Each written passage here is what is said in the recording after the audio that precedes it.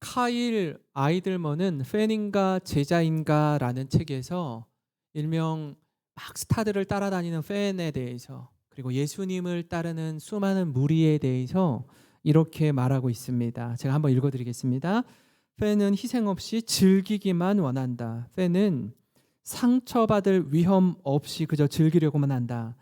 팬은 희생 없이 챙길 것만 챙기려고 한다. 팬은 따라가지 않고 주춤거린다.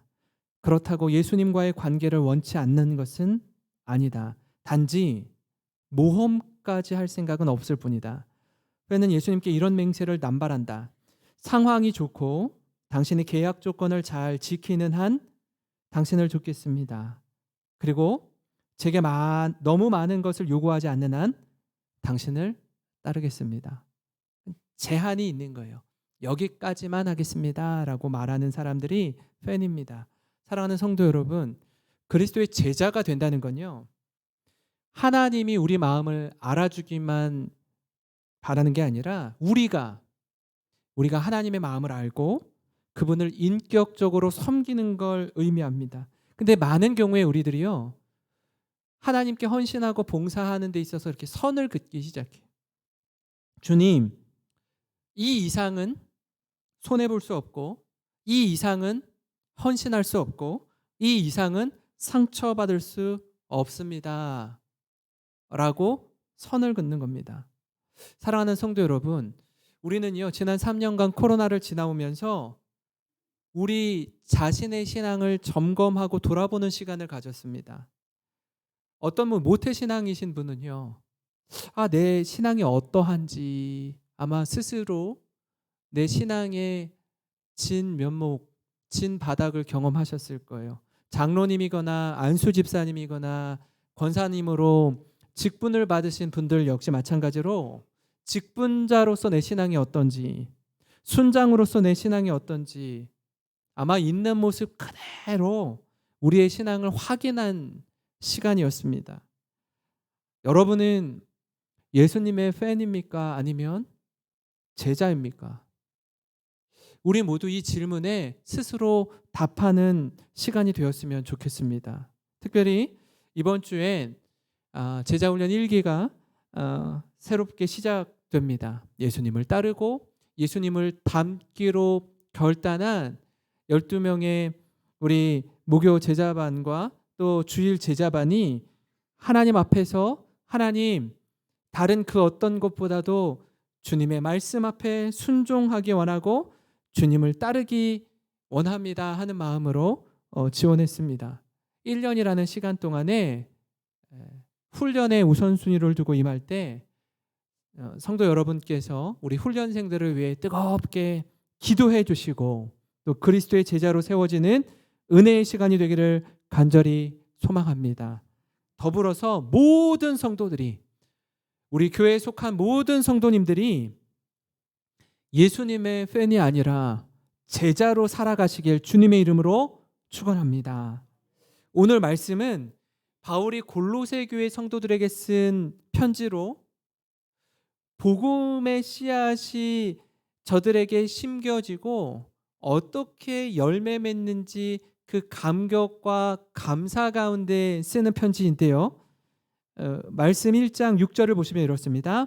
이 복음이 이미 너희에게 이르매 너희가 듣고 참으로 하나님의 은혜를 깨달은 날부터 너희 중에서와 같이 또한 온 천하에서도 열매를 맺어 자라는도다. 이렇게 바울이 고백합니다. 다시 말씀드리면 복음이 전해진 곳은 어디든지 교회가 세워지고, 교회가 세워진 그곳은 골로새 교회뿐 아니라 어떤 교회든지 열매를 맺어 자라나고 있다라는 것입니다. 골로새 교회는 에바브라라는 하나님의 종 지도자가 저들을 섬겼는데요. 7절과 8절 말씀을 보시면 이렇습니다. 여러분은 이 기쁜 소식을 우리와 함께 하나님의 종이 된 사랑하는 에바브라에게 배웠습니다. 그는 여러분을 위해 일하는 그리스도의 신실한 일꾼이며 성령님 안에서 여러분이 사랑으로 생활한다는 소식을 우리에게 전해준 사람입니다. 그러니까 바울이 에바브라를 통해서 골로새 교회를 든든히 세울 뿐 아니라 에바브라를 통해서 듣는 골로새 교회 소식이 참 따뜻한 소식인 거예요. 사랑으로 생활한다는 소식을 들으니까 너무나 기쁘고 감사한 겁니다. 저 역시 가끔씩 이찬수 목사님한테 카톡으로, 문자로, 메일로 연락을 드리면서 우리 교회의 소식을 전해드려요. 김 목사, 네가 군산에서 열심히 사역하고 있다고 하니 고맙다. 저한테 이렇게 말씀해 주세요. 제가 잘 못하고 있으면은 목사님에게 덕이 안 될 거 아니에요. 그죠? 서로 마음과 마음이 이어지고 사랑과 사랑을 나눌 수 있다라는 것이 얼마나 감사한지 모릅니다. 여러분, 복음은 우리를 새롭게 하고 성장케 하며 열매 맺게 합니다. 이 확신을 갖고 복음이신 예수 그리스도를 교회는 담대히 전하는 겁니다. 여러분, 이때 복음 전도자가 가져야 할 가장 아주 중요한 철학이 하나 있는데 그게 뭐냐면 오늘 말씀의 제목처럼 한 영혼 철학입니다. 한 영혼 철학이 뭐냐면 예수님을 통해서 보여준 누가복음 15장에 나오는 잃은 양 한 마리를 찾아내기까지 찾으시는 목자 되신 하나님의 마음, 그 마음으로 사명을 감당하는 것, 이게 바로 한 영혼 철학입니다. 그 한 영혼이 돌아올 때에 천국의 잔치가 베풀어지는 것처럼 우리 교회가 감당해야 될 가장 중요한 가치요 사명은 한 영혼 한 영혼을 위해서 힘을 다해 복음을 전하는 것일 줄 믿습니다. 이때 하나님이 가장 기뻐하시고 천국에서 잔치가 열릴 줄 믿습니다. 여러분, 이와 같은 맥락에서 한 영혼 철학이란 첫 번째로 예수님의 제자 훈련에 기초한다라는 거예요. 마가복음 3장 16절을 보면 이렇습니다. 이 12를 세우셨으니 시몬에게는 베드로란 이름을 더하셨고, 예수님이 33년의 생애를 사시는 가운데 마지막 3년의 생애를 공적인 생애라고 해서 일명 공생애라고 합니다. 그 3년의 공생의 기간 동안에 예수님은 수많은 무리들을 만나셨고 그들의 아픔과 상처를 치유하셨고 복음을 전하시고 영혼을 구원하는 사역에 힘을 쏟으셨습니다. 그렇게 애쓰고 수고한 그 복음 전파의 사역의 다른 한 측면을 보면은요, 12명의 제자를 따로 세워서 그들을 훈련시키셨어요. 예수님이 죽으시고 부활하시고 승천하신 후 남게 될 12명의 제자를 위해서 3년 동안 동고동락하신 거예요. 그분의 말씀, 그분의 삶, 앉고 일어서는 것, 그분의 생각을 가장 지근 거리에서 듣고 보고 경험하고 살게 하신 거예요. 그래서 나중에 예수님이 승천하신 이후에 저들이 사도의 삶을 살아갈 때에 문제에 부딪히고 어려움에 부딪히고 중요한 선택의 기로에 설 때에 누구를 떠올리는 거예요? 예수 그리스도를 떠올리는 거예요. 이런 경우에 예수님이라면 어떻게 하실까? 그렇게 훈련을 시키는 사역을 했습니다. 우리가 이렇게 생각할 수 있어요. 예수님 그냥 이렇게 5,000명, 10,000명 다 모아서 그냥 한 번에 훈련시키시면 되고 저들이 예수님의 세대에 세계복음화로 마음껏 쓰임받게 하시면 되지 고작 12명 데리고 3년을 씨름하시면 어떡합니까? 아마 이렇게 의문을 품는 분도 계실 거예요. 여러분, 다수는요, 대그룹으로는요, 이런 인격적인 관계를 형성할 수가 없어요. 없어요. 우리가 함께 이렇게 대그룹으로 모여서 하나님을 예배하는 이 시간에 그 하나됨, 그 공동체성을 경험하면서 주님을 예배하기도 하지만 소그룹 다락방으로 모이는 이유가 이와 맥락을 같이 하는 거예요. 같이 마음과 마음을 나누고 하나님의 말씀을 매개로 씨름하고 기도하고 격려하는 일은요, 소그룹을 통해서 경험되어지기 때문에 그렇습니다. 한 영혼에 대한 그 사랑으로 그 한 영혼이 바로 서면 여러분, 가정이 변화되고 민족이 변화될 줄 믿습니다. 그래서 하나님의 강력한 도구로 쓰임받기 위해서 주님이 보실 때, 우리가 볼 때 12명이 뭡니까? 게다가 12명 중에 한 명은 또 실패했어요. 예수님을 팔아 넘긴 제자 아닙니까? 그럼에도 불구하고 저들을 위해 온 힘을 다해서 사랑을 쏟아 부었습니다.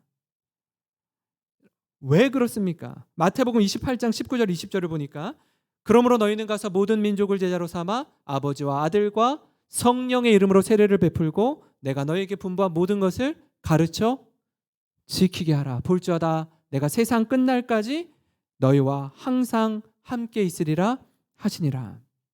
예수님의 마지막 지상 대사명, 대명령 역시 뭐예요? 너희는 가서 모든 민족을 제자 삼으라라는 거예요.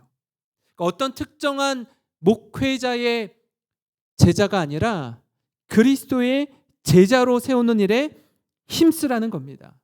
사랑하는 성도 여러분, 우리 교회는요, 이 성경적인 원리에 기초해서 앞으로 선택과 집중의 사역을 할 것입니다. 우리 영생교회는 예배의 감격이 넘치는 교회로 이 예배에 온 힘을 쏟을 거예요.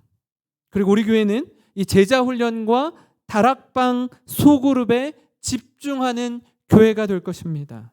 그리고 영혼 구원을 위한 이 국내 선교와 해외 선교, 이 일에 힘쓰는 교회가 될 것입니다. 그리고 다음 세대의 부흥을 위해 힘쓰는 교회로 서기를 소망합니다. 다른 것 하지 않고 이 일에 올인하는 거예요. 전심전력하는 겁니다. 우리 교회의 존재 이유, 우리 교회의 목회 철학은 바로 이 일에 힘을 쏟는 겁니다. 그러니까 본질을 추구할 때 하나님께서 그 걸음 가운데 복을 넘치도록 부어주실 줄 믿습니다. 이 일에 온 성도들이 힘을 다하는 교회 되기를 주님의 이름으로 축원합니다.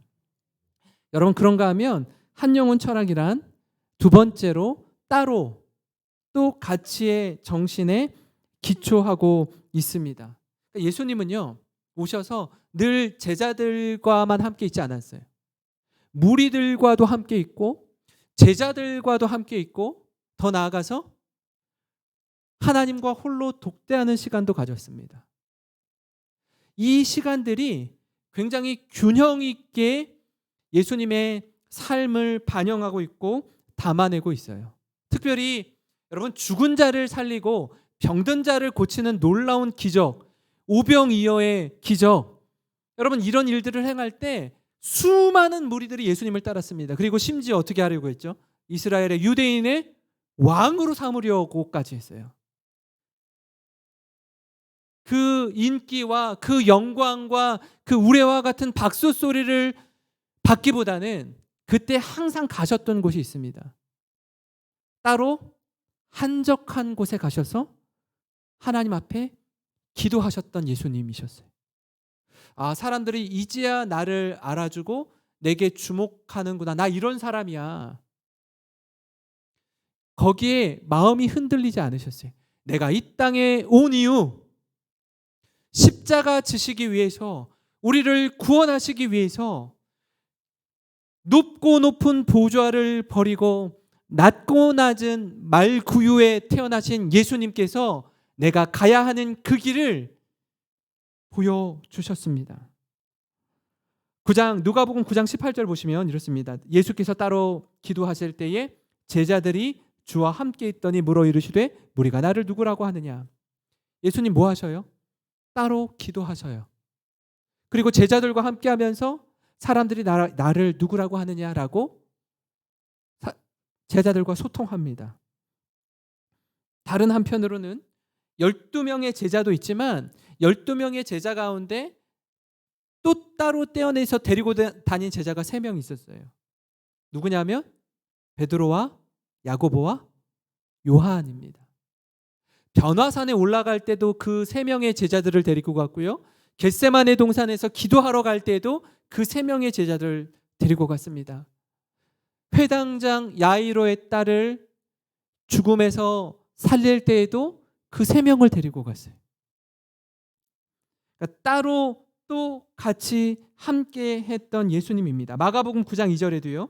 엿새 후에 예수께서 베드로와 야고보와 요한을 데리시고 따로 높은 산에 올라가셨더니 그들 앞에서 변형되사라고 말씀합니다. 그러니까 함께 할 때가 있고 홀로 계실 때가 있고 따로 데리고 다닐 때가 있습니다. 여러분, 이 균형이 참 중요합니다. 왜냐하면 우리 역시 마찬가지거든요. 아마 어떤 분들은 일주일에 한 번 이 시간에만 오셔서 예배를 드리는 분이 계십니다. 이 대그룹 예배에 하나님께 집중하고 하나님을 높여드리는 이 귀한 예배의 자리에 함께 하시는 분들이 계세요. 그러나 또 한편으로는요, 우리가 소그룹 다락방을 통해서 말씀을 중심으로 삶을 나누는 분들이 계셔요. 이 다락방이 이루어지려면 순장님들이 말씀 안에서 잘 세워지셔야 되는데, 수요 예배 후에 저랑 함께 세미나실에 모여서 29명의 순장님들이 저와 함께하는 시간을 갖습니다. 왜요? 소그룹의 통일된 말씀의 풍성한 나눔을 누리기 위해서 그렇습니다. 제자 훈련을 통해서 우리 교회의 영적 지도자들이 귀하게 세워질 것입니다. 그리고 3월 달부터 시작되는 이 수요 전도대와 신앙 강좌, 또 도고기도 팀을 통해서 각기 소그룹마다 하나님 주시는 은혜를 따라 예배하고 섬깁니다. 왜요? 따로 또 함께하는 은혜가 교회 곳곳에서 유기적으로 움직이는 거예요. 대그룹 예배를 통해서 경험하지 못하는 친밀함을 여러분 소그룹 다락방을 통해 누릴 수 있습니다. 소그룹을 통해 누리지 못하는 공동체의 하나됨을 대그룹 예배를 통해 누리는 것입니다. 이제는 더 이상 이제 봄이 다가오고 있는데요. 지난 시간을 훌훌 털어버리고 그럼 마음을 새롭게 하셔서 모이기에 힘쓰고 말씀을 사모하고 기도의 자리에 함께 하시는 우리 모든 성도님 되시기를 바랍니다. 그래서 저분 몇 주 동안 얼굴이 안 보이던데 무슨 일이 있었나? 우리 다락방의 순원분이 어디 건강이 좋지 않은지 함께 성도의 아름다운 교제가 풍성하기를 원합니다. 그래서 마음과 마음이 이어지고 우리가 하나구나. 성령 안에서 하나 된 믿음의 공동체이구나. 여러분, 이 지체의식을 충만하게 누리시는 모든 성도님 되시기를 주님의 이름으로 축원합니다. 마지막으로 한 영혼 철학이란 한 영혼이 바로 세워지면 교회와 가정이 변화됨을 확신하면서 이 철학을 갖고 사명을 감당하는 것입니다. 바울은 그런 사람이었습니다. 이 오늘 읽은 말씀에 한 영혼 한 영혼을 얼마나 그리스도 안에서 완전한 자로 세우고자 하는지 그 바울의 심정을 느낄 수가 있는데요. 왜 그럴까요? 한 명이 바로 서면 그 배후에 10명, 100명이 있다라는 것을 알기 때문이에요. 가장이 바로 서면 가정이 완전히 새롭게 됩니다. 가정의 어머니가 기도의 어머니로 세워지면 아이들이 견고한 믿음 가운데 하나님의 기쁨이 되는 자녀들로 성장할 줄 믿습니다. 오늘 말씀 28절 29절을 우리 다시 한번 같이 읽겠습니다. 시작. 우리가 그를 전파하여 각 사람을 권하고 모든 지혜로 각 사람을 가르침은 각 사람을 그리스도 안에서 완전한 자로 세우려 함이니 이를 위하여 나도 내 속에서 능력으로 역사하시는 이의 역사를 따라 힘을 다하여 수고하노라. 아멘. 여러분, 바울이 복음을 전할 때 각 사람을 권하고 가르쳤습니다. 반복해서 나오는 단어가 뭐죠? 각 사람입니다.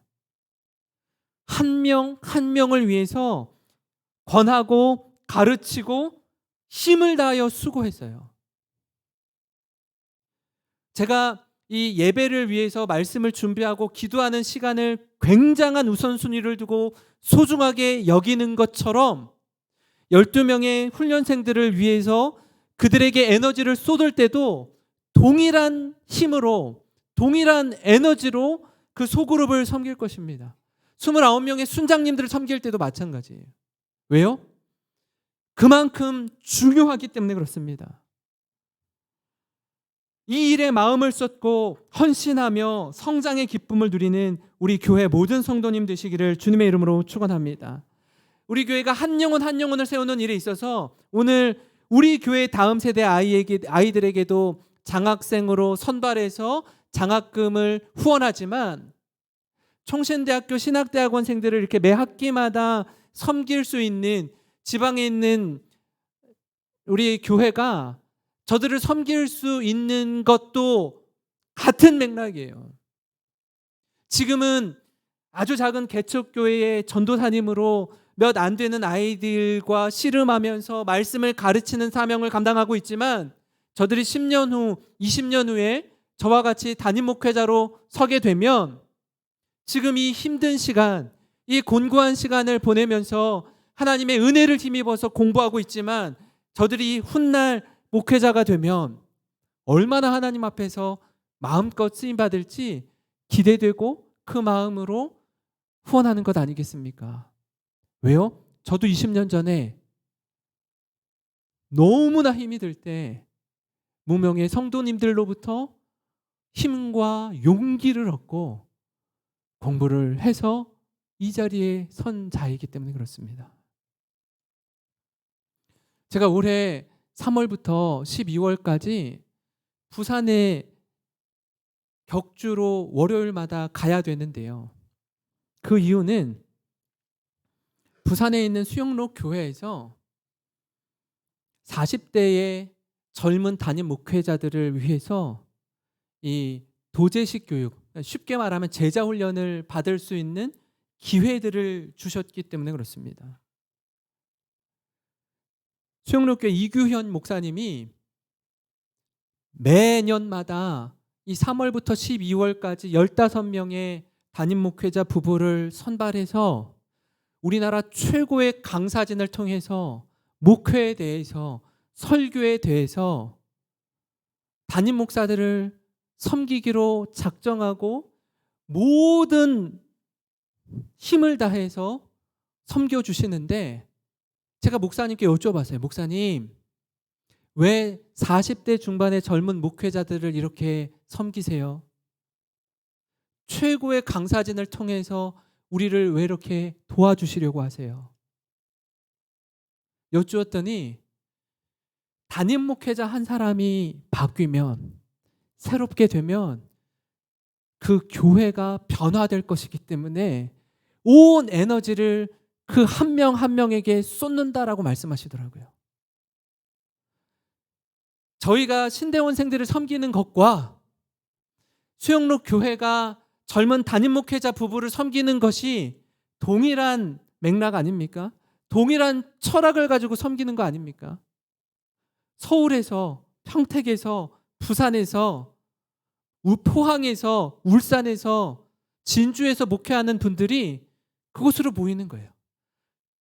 제가 인터뷰를 갔더니 4시간 반 걸리더라고요. 매 격주로 왔다 갔다 해야 되거든요.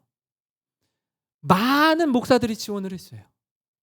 그중에서 선발된 게 얼마나 감사한지 모릅니다. 여러분, 베풀고 섬기니까 또 저 역시 그 은혜를 누리는 것 아니겠습니까?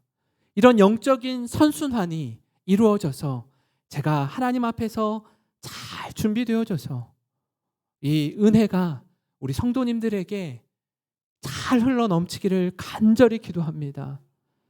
하나님 앞에서 마음껏 배우고 잘 준비되어서 우리 모든 성도님들이 그 은혜를 누리고 함께 더불어 성장하는 교회가 되기를 간절히 소망합니다. 사랑하는 성도 여러분, 앞으로 우리 영생교회는 이 본질을 추구하면서 한 영혼이 주님 앞에서 바로 세워질 때에 우리가 속한 다락방이 변하고 가정이 새로워지고 교회가 더욱 건강하게 성장하게 될 줄 믿습니다. 여러분, 이 일에 힘을 다해 수고하며 헌신하는 우리 모든 성도 되시길 주님의 이름으로 축원합니다. 우리 오늘 말씀을